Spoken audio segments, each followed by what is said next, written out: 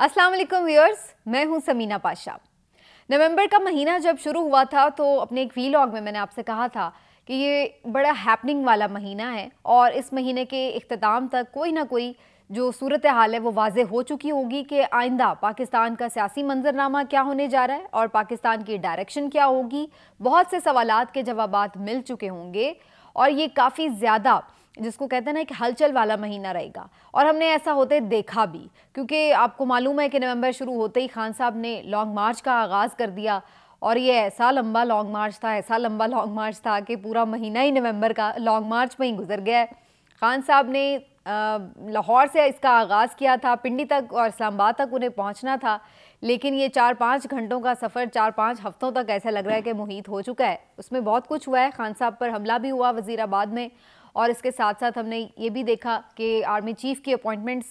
से मुतालिक भी कितनी सारी ख़बरें जो हैं वो आती जाती रहीं और काफ़ी ज़्यादा हैपनिंग्स रहीं इस पूरे नवंबर के मंथ में। लेकिन इवेंचुअली इस लॉन्ग मार्च को जिस तरह से जारी रखा गया उसके बाद अब फाइनली सैटरडे यानी हफ्ते को रोज़ खान साहब ने ये कह रखा था कि वो बताएंगे कि किस दिन एग्जैक्टली वो पिंडी पहुंचेंगे। अभी भी इस्लामाबाद नहीं, पिंडी तक की बात हुई है, तो इस्लामाबाद में हो सकता है कि मज़ीद 2-4 दिन लग जाएं, लेकिन पिंडी किस दिन पहुंचेंगे इसका फाइनली अनाउंसमेंट हो गया और 26 नवंबर वो तारीख है कि जिस दिन खान साहब दोबारा इस लॉन्ग मार्च को लीड करते हुए पिंडी में पहुंचेंगे और उन्होंने कहा है कि पिंडी में आवाम से मुलाकात होगी। 26 नवंबर की ये डेट कितनी इम्पॉर्टेंट है, इस डेट की क्या सिग्निफिकेंस है, इसके ऊपर थोड़ी सी बात करेंगे। ये भी आपको बताऊंगी कि ये जो लॉन्ग मार्च जैसे तैसे जारी था इसके क्या फ़ायदे या नुकसानात हुए, थोड़ा सा इसका भी जायज़ा लेंगे और साथ ही साथ ये भी बात करेंगे कि आर्मी चीफ़ के मामले पर जो सूरत हाल है वो कहाँ तक पहुँची है, तो थोड़ी सी उसके बारे में भी आपको अपडेट शेयर करेंगे। तो सबसे पहले ये बात कर लेते हैं कि 26 नवंबर कितनी इम्पॉर्टेंट है और ख़ान साहब ने ये डेट क्यों अनाउंस की है। 26 नवंबर एक ऐसी डेट है जिसमें अभी एक हफ़्ता बाकी है और आप सबको मालूम है कि ये वो हफ़्ता है कमिंग वीक जिसमें एक्सपेक्टेड है कि नए आर्मी चीफ़ की अपॉइंटमेंट हो जाएगी, एटलीस्ट नाम सामने आ जाएगा कि कौन नया जो है वो आर्मी चीफ़ बनने जा रहा है। कल मैंने इस हवाले से अपने वीलॉग में आपको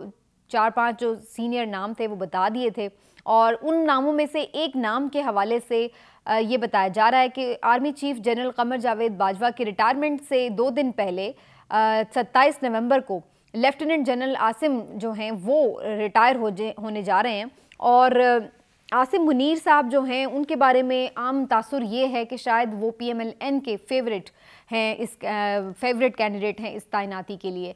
तो क्या इस मामले को उतना ही लटकाया जा सकता है उस वक्त तक 27 नवंबर तक या फिर उससे पहले ही कोई अनाउंसमेंट कर दी जा सकती है और इसके हवाले से क्या कोई कानून में भी रद्दोबदल की जा सकती है। बहुत सारी चीज़ें जो हैं वो क्लियर हो जाएंगी अगले 1-2 रोज़ में और पता चल जाएगा कि सिचुएशन फाइनली क्या हो रही है। लेकिन बहरहाल इसके ऊपर जो डिटेल्स हैं वो तो मैं आपको वीलॉग के आखिर में बताऊंगी, लेकिन जो मेरा पॉइंट था बेसिकली 26 नवंबर वाला वो यही था कि उस वक्त तक नाम सामने आ चुका होगा, क्लैरिटी हो चुकी होगी कि जनाब फाइनली ये आर्मी चीफ़ जा रहे हैं और नए आर्मी चीफ़ आ रहे हैं और कोई अब एडवेंचर, कोई इमरजेंसी, किसी किस्म के किसी भी हवाले से पावर की एक नए एडवेंचर का कोई भी इम्कान बाकी नहीं रहेगा। तो खान साहब ये तैनाती अब सुकून से होने देना चाह रहे हैं और वो चाह रहे हैं कि ये तैनाती हो जाए और उसके बाद ही वो वहाँ पर पहुँचें। तो एक तो ये बड़ा इंपॉर्टेंट है 26 नवंबर के हवाले से। कुछ मेडिकल रीजंस भी, ऑफ कोर्स खान साहब की तबीयत ठीक नहीं थी और लास्ट टाइम यही कहा गया था कि उनका जो फाइनल चेकअप हुआ था उसके बाद ही वो अनाउंसमेंट हफ्ते को करेंगे। उसकी वजह यही थी कि ज़ख्मों की नौयत देख के ही अंदाज़ा हो सकेगा कि वो कब तक जो है वो अपने पाँव पर खड़े हो सकते हैं। अगरचे इनिशियली ये कहा गया था कि 6 वीक्स का उन्हें शायद आराम चाहिए होगा, लेकिन खान साहब को तो सब जानते हैं, खान साहब तो खान साहब हैं, इतना लंबा आराम तो वो कर ही नहीं सकते। उन्होंने फिर भी जब आराम करने का टाइम है जिसमें भी वो फ़िलहाल आराम कर रहे हैं, लेकिन वो तब भी आराम नहीं कर रहे और मुसलसल वो अपने महाज पर लगे हुए हैं। लेकिन बहरहाल सिचुएशन यही है कि अब उन्होंने ऐलान फाइनली कर दिया कि 26 नवंबर को वो रावलपिंडी को आकर ज्वाइन करेंगे मार्च को। तो 26 नवंबर में ये 2-3 इस लिहाज से बड़ी चीज़ें इंपॉर्टेंट हो जाएंगी और उसके बाद फिर सूरत हाल काफ़ी क्लैरिटी से जो है वो आगे चलेगी कि आने वाला जो आर्मी चीफ़ है वो किस विज़न और किस सोच के साथ जो है वो आगे आता है और फिर क्या हमें कोई नए इंतखाबात की सूरत में ऐलान या अनाउंसमेंट नज़र आती है या नहीं। लेकिन इस लॉन्ग मार्च को यहाँ तक रावलपिंडी तक लेके आने में पाकिस्तान तहरीक इंसाफ को चंद फ़ायदे भी हुए हैं और एक दो नुकसानात भी हुए हैं। पहला फ़ायदा जो मुझे नज़र आता है वो ये कि एक तो मोमेंटम बनाए रखा है उन्होंने। बहरहाल ठीक है, उसका लेवल, उसका मैग्नीट्यूड ज़ाहिर है कि उस तरह का तो नहीं था। जैसे खान साहब अगर ख़ुद फ्रंट फुट से लीड कर रहे होते तो जो लोगों का एक एंथुजियाज्म होता, जो लोगों की एक तादाद होती, शायद वो उस हद तक तो नहीं हो पाई, हो सकती भी नहीं थी। ज़ाहिर है खान साहब का फिज़िकली होना एक अलग वजह होती है लोगों के जलसे जुलूस या लॉन्ग मार्च में शिरकत की, और उनका एक वीडियो लिंक से खिताब एक अलग सूरत हाल होती है। लेकिन फिर भी एक मूवमेंट रही और लोग आते रहे, जाते रहे, हम देखते रहे, और फिर भी अच्छा क्राउड था। कहीं पर भी ऐसा नहीं लगा कि बिल्कुल लॉन्ग मार्च ठुस हो गया है। अगरचे उसको पोर्ट्रे ऐसे किया गया हुकूमती वज़रा की जानिब से भी, सोशल मीडिया पर भी जो ज़ाहिर है सियासी मुखालिफिन थे उनकी जानिब से सब पोर्ट्रे किया गया कि शायद बिल्कुल long March is dead now. लेकिन ऐसा हुआ नहीं। लॉन्ग मार्च बहरहाल अच्छे तादाद में लोग आ रहे थे, बहुत बेहतर तादाद में लोग आ रहे थे, और लोग उसको बिल्कुल जिसको कहा जाए कि उसको कंटिन्यू रखे हुए थे। तो पहला फ़ायदा तो ये हुआ इस लॉन्ग मार्च को यूँ कंटिन्यू रखने का कि एक मोमेंटम बहरहाल चलता रहा। दूसरा फ़ायदा ये हुआ कि पीटीआई की जो सेकंड टियर क़यादत थी, जिसके ऊपर बहुत क्वेश्चंस हमेशा उठाए जाते रहे हैं कि जनाब ये कुछ नहीं करते, ये किसी जोगे नहीं है, ये करना नहीं चाहते, ये हमेशा मौका परस्त हैं, कोई ताक में है कि खान साहब इधर उधर हों तो हमें जगह लेने का मौका मिले। और बहुत सारे रहनुमाओं के बारे में तो बहुत ज़्यादा इस तरह का तासुर जो था वो बहुत ज़्यादा मीडिया में फैलाया भी जाता रहा, और शायद वो भी किसी हद तक लेकिन बहरहाल एक बात तय है कि इस लॉन्ग मार्च को उन्होंने, चाहे असद उमर साहब हों, शाह महमूद कुरैशी साहब हों, फवाद चौधरी साहब हों, जो अपने सेनेटर फैसल जावेद साहब हों, उधर से कराची वाले जो हैं लीडरान, उनकी जानिब से कहीं ना कुछ सिलसिला वो चलाए रखे हैं। और अब तो ज़ाहिर है हम देख रहे थे कि केपी में भी सूरत हाल इसी तरफ चल पड़ी है और लोग निकल रहे थे। वहाँ पर भी हमने देखा मुराद सईद साहब ने भी बड़ा अच्छा पावर शो किया, और वैसे वो तो हमेशा ही खैर निकले हुए रहते हैं। तो जो सेकंड टियर लीडरशिप है उन्होंने भी अपना बहरहाल किरदार अदा किया, और ये पीटीआई के लिए खुशाइंद बात है। कहाँ वो एक पार्टी जिसमें सिर्फ एक खान साहब नज़र आते थे, तो अब ये इतनी बड़ी पार्टी हो गई है, इसमें बहुत सारे बड़े लीडर आ चुके हैं, और बहुत सारे ऐसे लीडर जिनके बारे में सिर्फ ये तासुर था कि वो बड़े लीडर ज़रूर हैं, वो बड़े दिमाग ज़रूर हैं, वो अच्छे कम्युनिकेटर ज़रूर हैं, लेकिन शायद वो उस तरह से पब्लिक फिगर्स नहीं हैं, या पब्लिक गैदरिंग्स में लोगों को मोबिलाइज़ करना, लोगों एक अवामी स्टाइल नहीं है उनका। जैसे कि असद उमर साहब के बारे में शायद बहुत सारे लोगों की ये राय हो सकती थी, लेकिन उन्होंने भी बाहर निकल कर बड़े जारहाना खिताब किए, और बड़े ही जारहाना खिताब किए अनलाइक असद उमर। और इसी तरह से शाह महमूद कुरैशी साहब का खैर पहले भी वो करते रहे हैं अवामी जलसे जुलूस और लोगों से मिलना मिलाना, लेकिन उनकी बहरहाल लॉयल्टी के हवाले से लोग हमेशा क्वेश्चन रेज़ करते रहे हैं, लेकिन उन्होंने भी बड़ा जाफिशाने से आगे निकल कर आके बड़ा उसको लीड किया और बड़ा लोगों को मोबिलाइज़ किया। तो ये भी हमने देखा। तो इस तरह से ये एक अच्छी चीज़ है कि जो पाकिस्तान तहरीक इंसाफ की लीडरशिप है वो सिर्फ ये नहीं कि बस हमने कुछ नहीं करना, हाथ पे हाथ धरे बैठे खान साहब करें, ऐसा नहीं हुआ। उन्होंने निकल कर मेहनत की और वो नज़र आई। तीसरी जो चीज़ है वो ये कि मीडिया को उन्होंने कैप्चर किए रखा। अगर बिल्कुल लॉन्ग मार्च ख़त्म कर दिया जाता, कॉल ऑफ कर दिया जाता अनटिल के जी खान साहब सेहतयाब हो जाएं,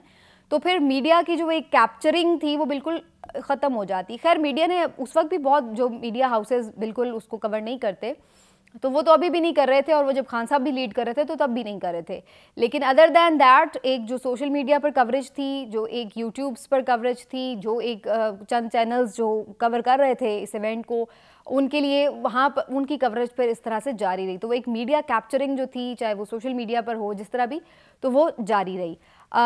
चौथी जो इसका फ़ायदा हुआ ये कि हुकूमत पर दबाव बना रहा, हुकूमत को कंफ्यूज भी रखा। हुकूमत को ये क्लैरिटी कहीं नहीं मिली कि आखिर खान साहब ने किस दिन आना है, भाई पिंडी या इस्लामाबाद कब पहुंचेंगे। वो हमेशा उन्हें कंफ्यूज रखा गया कि अब जा रहे हैं करते करते पूरा महीना निकलवा दिया है। और कंटेनर्स जिनका मैं उस दिन एक स्टडी में पढ़ी थी कि कोई 1 अरब का नुकसान डेली बुनियाद पर हो रहा है, कंटेनर्स जो वहाँ पर इस्लामाबाद में रखे हुए हैं लॉन्ग मार्च की तैयारियों के सिलसिले में। तो आप देखें वो उससे उन्हें फ़रार नहीं मिल पा रही कि वो किसी तरह इंतज़ामात को हटा दें या लगे रहने दें। उन्हें कुछ समझ नहीं लग रहा कि भाई हमने खान साहब ने आगे मूव क्या लेनी है, कब आ जाएं, किस दिन आ जाएं, क्या हो जाए। तो वो उसकी वजह से कन्फ्यूजन भी जारी रही। तैनाती के हवाले से भी हुकूमत इसी वजह से कंफ्यूज रही कि ये ना हो कि हम करने लगें और वो पहुंच जाएं और ये हो जाए वो हो जाए, और उसको वो खुद ही उसके साथ लिंक करते रहे कि जी वो इस वजह से लॉन्ग मार्च ही इसलिए कर रहे हैं क्योंकि तैनाती होनी है, और वो फिर उसके साथ उसको लिंक करते करते करते वो अजीब कन्फ्यूजन का शिकार रही हुकूमत और दबाव में भी रही बहरहाल। तो इस तरह से ये टोटल ये कुछ फ़ायदे ज़रूर उन्हें हासिल हुए हैं, एक दो नुकसानात भी हुए। ज़ाहिर है कि पैसा लग रहा है और पैसे की कमी है पीटीआई के पास, अब फिर फंड रेजिंग की उन्होंने वो एक कर दी अपील। और दूसरा ये भी एक चीज़ रही कि बहुत सारे ऐसे रियल इश्यूज़ अवाम के, महंगाई के हवाले से, अब पाकिस्तान डिफ़ॉल्ट के बिल्कुल करीब है जिसके ऊपर बड़ी ज़्यादा बात होनी चाहिए, बड़ी ख़बरें होनी चाहिए, बड़ी डिस्कशन होनी चाहिए, लेकिन वो पॉलिटिकल हैपनिंग्स की वजह से वो फिर चीज़ें कहीं ना कहीं पसे पुश्त चली जाती हैं। तो थोड़ा सा ये दो बैकड्रॉप्स भी रहे, लेकिन ओवरऑल इसके एडवांटेज हुए हैं बिल्कुल पीटीआई को। और अब जब फाइनली पिंडी में खान साहब ज्वाइन करेंगे तो यकीनी तौर पर उसको एक नया उसमें दमखम आपको नज़र आएगा। बहुत ज़्यादा एक्सपेक्टेशन है खान साहब की कि बहुत बड़ी तादाद में लोग आने वाले हैं, वो 20 लाख की बात कह रहे हैं, लेकिन अगर 20 में से हम 1/4 भी उसका कर लें, 5 लाख भी लोग आ जाएं, तो ये इतनी बड़ी तादाद है कि 5 लाख लोग भी इस्लामाबाद में अगर आ जाए सड़कों पर उसकी, तो इस हुकूमत के लिए कंट्रोल करना, उसको मैनेज करना कोई आसान गेम नहीं होगा। और लेट्स सी क्या होता है, लेकिन एक्सपेक्टेशंस हैं। और मुझे लगता है कि जो लोगों में एक खान साहब पे अटैक के बाद जो एक एग्रेशन था, फिर जो महंगाई की सूरत हाल बनी है उसकी वजह से एक एग्रेशन है, लोड शेडिंग है गैस की, बिजली के जो बिल लोगों ने भरे, तो ओवरऑल जिस तरह से, और फिर जो सबसे बड़ी चीज़ ये कि जिस तरीके से दबाया गया अवामी राय को, तो वो एक जिसको कहते हैं ना कि आपको एक सप्रेशन का जो एहसास है, उसकी वजह से भी एक एग्रेशन जो लोगों में इस वक्त है, तो वो हो सकता है कि इस चीज़ को हम लोगों के बाहर निकलने के अंदाज में इंटरप्रेट होते देखें, कन्वर्ट होते देखें। तो मुझे भी लगता है कि बहुत बड़ी तादाद में लोग आ सकते हैं। और आर्मी चीफ की अपॉइंटमेंट के हवाले से मियाँ साहब के बारे में हमेशा ये बात कही जाती थी कि जी वो जिससे जब भी इक़्तिदार में होते हैं फ़ौज के साथ पंगा ले लेते हैं और फड्डा कर लेते हैं आर्मी चीफ के साथ। और इस दफ़ा तो वो डायरेक्टली इक़्तिदार में नहीं है, यानी प्राइम मिनिस्टर तो नहीं हैं, लेकिन इसके बावजूद भी वो उस पंगे से बाज नहीं आ रहे, ये हमें देखने को ज़रूर मिल रहा है। अभी तक भी यही खबर है कि शहबाज शरीफ साहब कुछ मामलात पर चाहते हैं कि जिस तरह से कहा जा रहा है उस तरह से कर लिया जाए, लेकिन मियाँ साहब जो हैं वो अड़े फंसे हुए हैं और वो अपनी ज़िद पे अभी तक जो है वो कोशिश कर रहे हैं कि बात जो है वो उसी तरफ लेके जाएं, भले उसके लिए उन्हें कितना ही नुकसान भी क्यों ना उठाना पड़े, लेकिन वो इस पर ज़िद कर रहे हैं कि उनकी चॉइस का हो। फिर अगेन वही बात है कि मियाँ साहब जो हैं उनकी वही जानते हैं, इतने लोगों को उन्होंने अपॉइंट किया है, कभी उनके साथ बनी तो नहीं उनकी, फिर भी वो इतने ख्वाहिशमंद क्यों हैं कि वो अपनी मर्ज़ी का जो है वो बंदा लाना चाहते हैं। लेकिन अभी फ़िलहाल यहीं पर ही मामला थोड़ा सा जो इख्तिलाफ़ात का शिकार है। और इस हवाले से कुछ ऐसी खबरें भी आ रही थी कि पता नहीं क्या हो गया, पीएम हाउस में कोई थप्पड़ पड़ गया, ये हो गया वो हो गया, ये सारी फेक स्टोरीज़ हैं। पहले भी हमने देखी थी खान साहब के जब लास्ट डेज चल रहे थे, जिस दिन पीएम हाउस को उन्होंने छोड़ा, उस दिन भी ये खबरें आई थी और पीबीसी जैसे इदारे पे भी इस तरह की खबर लगी। तो ये सारी फेक न्यूज़ थी और अब भी ऐसा कुछ है नहीं और होना भी नहीं चाहिए। इसको बिल्कुल भी कोई ना तो अप्रिशिएट कर सकता है ना करना चाहिए, और ये इतनी फजूल और बेहुदा बात है कि इसके ऊपर मैं ज़्यादा बात भी नहीं करना चाहती। तो बहरहाल जो कोई जैसा भी है, शहबाज शरीफ साहब प्राइम मिनिस्टर हैं, मसला उस बंदे का नहीं है, मसला उस कुर्सी का है। वो जो मनसब है वो बड़ा जिसको कहते हैं कि उसकी भी एक हुर्मत है, उसकी एक डिग्निटी है, और हम नहीं चाहते कि उसकी डिग्निटी के ऊपर कोई इस तरह की फजूल बातों से जो है ना वो जवाब देकर उसकी डिग्निटी को ख़राब किया जाए। तो अब सिचुएशन जो है वो यहीं पर आ चुकी है कि तैनाती के हवाले से लग रहा है कि अब फाइनली शहबाज शरीफ साहब तो खैर बिल्कुल अब मंजर से आउट हैं, लेकिन इवेंचुअली अगले हफ्ते में ये चीज़ किसी तरफ लग जाएगी और उसके बाद ही जो चीज़ें हैं वो सारी सूरत हाल में क्लियर होती दिखाई देगी। अनटिल नाउ यही सिचुएशन है, लेकिन आइंदा 2-4 दिन बड़े इंपॉर्टेंट हैं जिसके ऊपर बड़ा ऑन टोज होंगे सब, और फिर उसके बाद हम देखेंगे कि खान साहब जो है वो लॉन्ग मार्च को ज्वाइन करता है तो फिर क्या सिचुएशन बनती है। आज के व्लॉग से इतना ही नाज़रीन, अपना ख्याल रखिए, फिर मिलेंगे, अल्लाह हाफ़िज़।